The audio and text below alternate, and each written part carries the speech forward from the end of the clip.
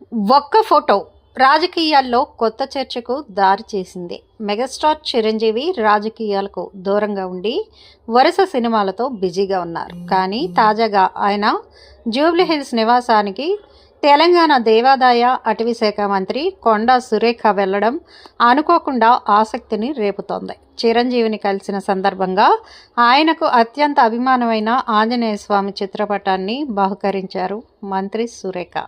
ఈ భేటీకి ఆమె కుమార్తె కొండా సుస్మిత కూడా హాజరయ్యారు. మొత్తం కార్యక్రమం మర్యాదపూర్వకంగానే సాగినప్పటికీ అసలు చర్చకు కారణం మాత్రం ఆ భేటీ తర్వాతే మొదలైంది. మంత్రి కొండా సురేఖ ఈ భేటీకి సంబంధించిన ఫోటోలు, వీడియోలను సోషల్ మీడియాలో షేర్ చేస్తూ చిరంజీవిని కేంద్ర మాజీ మంత్రిగా సంబోధించడం ఇప్పుడు సర్వత్రా హాట్ టాపిక్గా మారింది. ప్రజారాజ్యం పార్టీ స్థాపన నుంచి కాంగ్రెస్లో విలీనం, రాజ్యసభ సభ్యత్వం, కేంద్ర మంత్రిగా పనిచేసిన నేపథ్యం చిరంజీవికి ఉన్నా ప్రస్తుతం ఆయన రాజకీయాలకు పూర్తిగా దూరంగా ఉంటున్న సంగతి తెలిసిందే.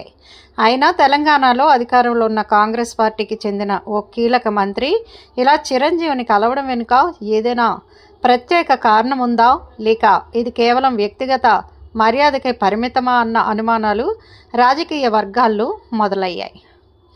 నెటిజన్లు మాత్రం తమదైన కోణాల్లో విశ్లేషణలు చేస్తున్నారు. రామ్ చరణ్, ఉపాసన దంపతులకు ఇటీవల కవల పిల్లలు పుట్టిన నేపథ్యంలో శుభాకాంక్షలు చెప్పేందుకు మంత్రి వెళ్లారన్న వాదన కూడా వినిపిస్తోంది. కొండా సుస్మిత చిరంజీవి అభిమాని కావడంతో ఆయన్ని కలవాలనుకున్న కోరికతో ఈ భేటీ జరిగిందన్న అభిప్రాయం కూడా మరొకటిగా వినిపిస్తోంది.